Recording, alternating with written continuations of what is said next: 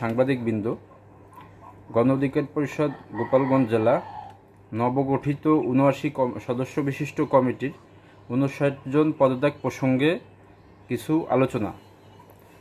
গণ অধিকার পরিষদ গোপালগঞ্জ জেলার নবগঠিত যে কমিটি হয়েছে, এই কমিটিতে বেশিরভাগ আমরা যারা মাঠ পর্যায়ে কাজ করছি, সেই শুরু থেকেই সংগঠন প্রতিষ্ঠিত করছি এবং ওই সংগঠনকে ধারণ করি এবং সংগঠনের লালন করি।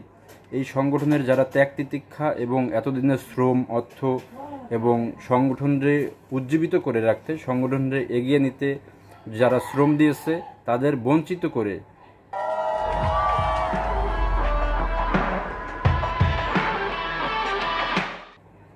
বঞ্চিত করে সিনিয়র সহসভাপতি করা হয়েছে যুবলীগ থেকে আসা একজন মহসিন শেখ নামে এক সদস্যকে, যাতে আমরা ওইভাবে ভালো করেও চিনি না।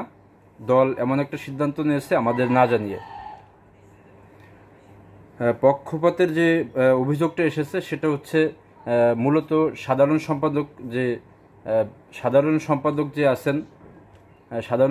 যিনি আছেন মোহাম্মদ জালাল দারিয়া, উনি সংগঠনের জন্য বিন্দু পরিমাণ কোনো কর্মসূচিতেও ছিল না, কোনো সাংগঠনিক কার্যক্রমেও ছিল না। শুধুমাত্র আগে একবার পদে ছিল, সেই উপেক্ষা করে তাকে কোনো কার্যক্রম ছাড়া, কোনো সংগঠনের প্রতি কোনো দায়বদ্ধতা ছাড়া বা সংগঠনের প্রতি নিবেদিত ছাড়াই তাকে পক্ষপাতিত্বের ভিত্তিতে তাকে সাধারণ সম্পাদক করা হয়েছে।